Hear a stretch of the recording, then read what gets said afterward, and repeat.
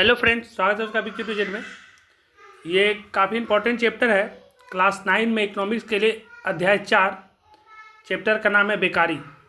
इस चैप्टर को अगर आप पूरा पढ़ते हैं और अच्छा से सुन के समझ लेते हैं तो कोई ना कोई क्वेश्चन आपको एग्जाम में बनना ही बनना है।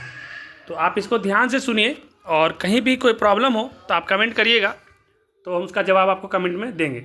लेकिन आपसे रिक्वेस्ट यही रहेगा कि इसको ध्यान से सुनने के साथ साथ आप इसको नोट भी कर लीजिएगा, ये काफ़ी इम्पॉर्टेंट है।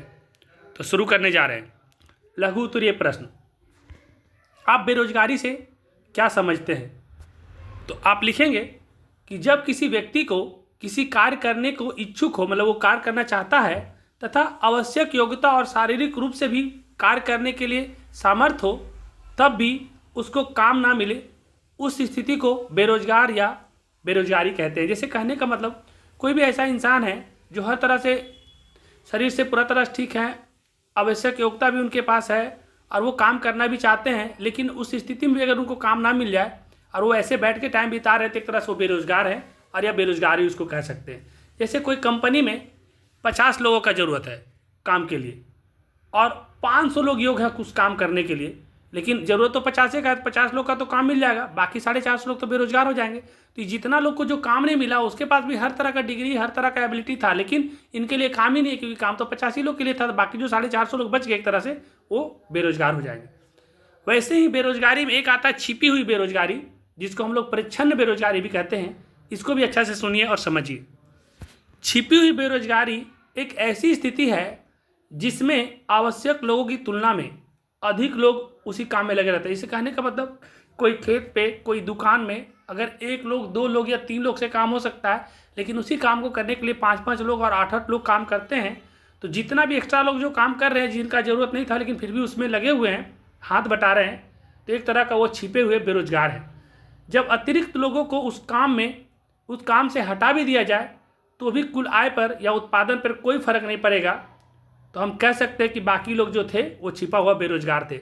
जैसे कहने का मतलब आपके पास 10 कट्ठा का खेत है और 2 लोग मिलकर काम कर सकते थे और कुल 10 मन अनाज होना था, लेकिन आपके घर में 5 लोग थे तो सोचे सबको बैठा हुआ तो चलो उसी में काम कर लेते, तो और 3 लोग को ले आए और 5 लोग मिलकर भी काम किए तो 10 कट्ठा में आपका 10 मन ही निकला है। तो कुछ उत्पादन तो बढ़ा नहीं, कुछ इनकम तो उससे बढ़ा नहीं, लेकिन आप लोग 2 की जगह 5 लोग काम किए तो जो 3 लोग थे वो दूसरा काम भी कर सकते थे, तब भी उसमें उतना ही होना था, तो बाकी जो 3 लोग थे वो बेरोजगार हो गए। इसी दुकान में होता है, कोई छोटा मोटा दुकान में 1 लोग से या 2 लोग से काम हो सकता है, लेकिन उसी में से घर का 3 लोग 4 लोग लगे रहते हैं, तो उससे कोई इनकम बढ़ता नहीं है, कोई प्रॉफिट बढ़ता नहीं है। तो एक तरह से कह सकते हैं कि वो लोग छिपा हुआ बेरोजगार है। जैसे समझिए कि एक दुकान में एक दिन की कमाई 1000 रुपया है, उसमें और 2 लोग को काम पे आ जाते हैं, मतलब 2 लोग और उसमें जो भी आपके घर परिवार थे उसको भी रख लिए, अब फिर भी कमाई 1000 रुपया ही होता है, तो वो 2 लोग तो बेकार ही हैं, उनका तो नहीं भी रहने से उतना ही हो रहा था। अगर उनको 2 लोग से बढ़ जाता तो वो रोजगार में आ जाते, लेकिन जब कोई पेमेंट बढ़ ही नहीं रहा तो एक तरह से वो छिपा हुआ बेरोजगार है।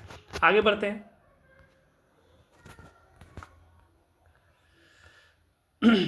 एक है न्यून रोजगार की समस्या का वर्णन करें। न्यून मतलब होता है कम, आप लोग जानते होंगे अधिक कौन और न्यून कौन, मैथ में पढ़े होंगे। तो न्यून माने कम रोजगार, तो न्यून रोजगार की समस्या का वर्णन करें।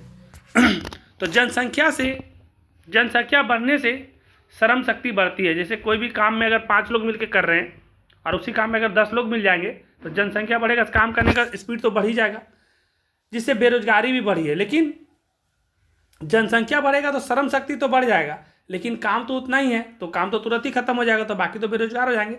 तो न्यून रोजगार का मतलब वही है कि जनसंख्या बढ़ने से श्रम शक्ति तो बढ़ी है लेकिन जिससे बेरोजगारी भी बढ़ी है, तो इससे न्यून रोजगार की समस्या उत्पन्न होती है। जैसे मैं एक समझाना चाह रहा हूँ कि मेरे घर में 2 लोग हैं, एक खेत में 1 महीना काम कर सकते थे, लेकिन 5 लोग और आ गए और काम 10 दिन में ही समाप्त हो गया, ये ख़त्म हो गया, तो बाकी तो 20 दिन वो जो काम करते 1 महीना तो 20 दिन अब करेंगे नहीं क्योंकि काम तो खत्म हो गया, और अब सब मिल करके बैठ जाइएगा तो और लोग के लिए काम नहीं रहेगा, तो रोजगार जो आपका था जिसका 1 महीना आप कर सकते हैं, चाहे खेत का लीजिए, चाहे दुकान का लीजिए, चाहे कोई कंपनी का लीजिए, अगर काम खत्म कर दिए जल्दी तो बाकी दिन तो आप रोजगार आपके पास है नहीं, तो रोजगार का कमी हो गया, न्यून रोजगार हो जाएगा।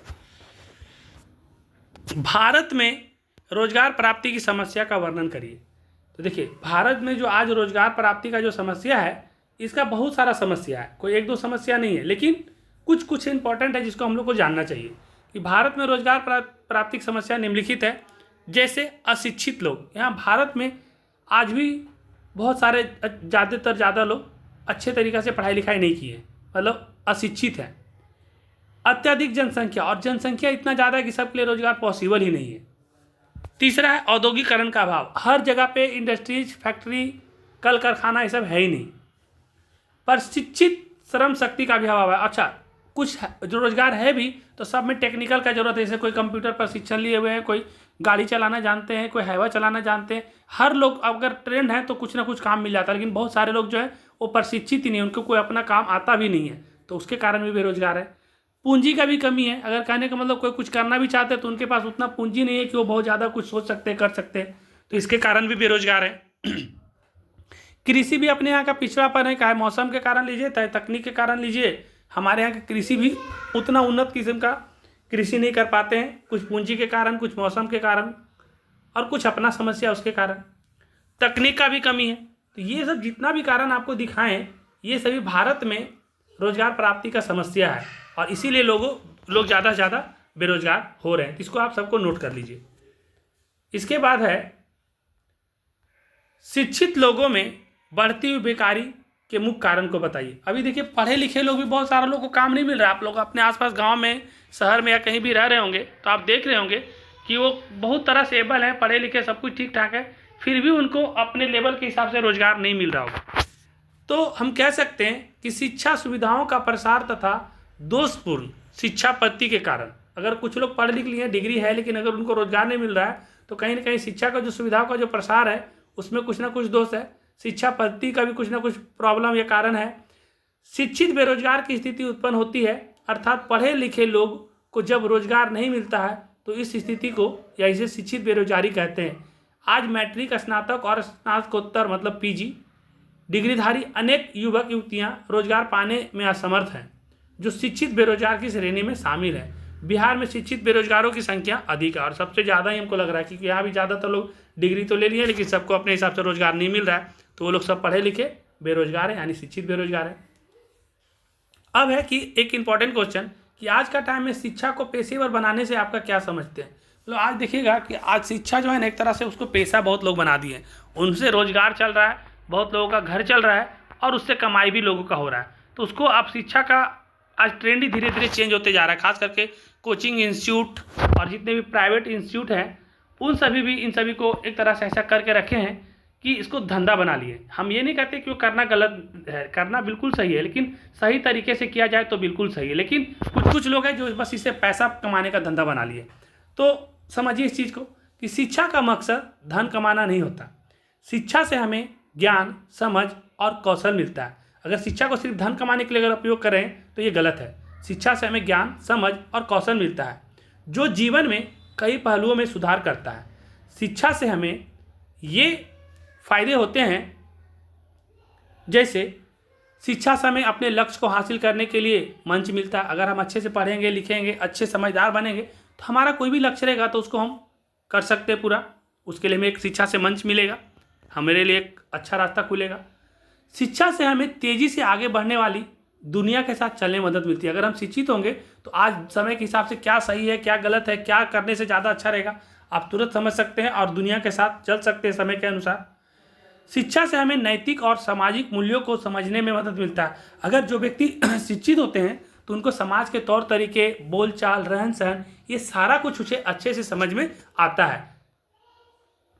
शिक्षा से हमें व्यक्तिगत और सामुदायिक स्तर पर जिम्मेदारियां निभाने में मदद मिलती है। अगर शिक्षित होंगे तो आप अपना घर का जो भी स्थिति रहेगा उसको आप अच्छे से संभाल सकते हैं। आप कहीं भी सामुदायिक में कोई काम में, शादी ब्याह में जाएंगे, कभी कोई भोज में, किसी भी चीज़ में जाएंगे तो आप उसको बड़ा अच्छा से 10 आदमी का भी काम रहेगा तो आप अच्छे से उसको कंप्लीट कर सकते हैं। तो शिक्षा से व्यक्तिगत भी है और सामुदायिक स्तर पर भी जिम्मेदारियाँ जो होता है उसको अच्छा से आप निभा सकते हैं।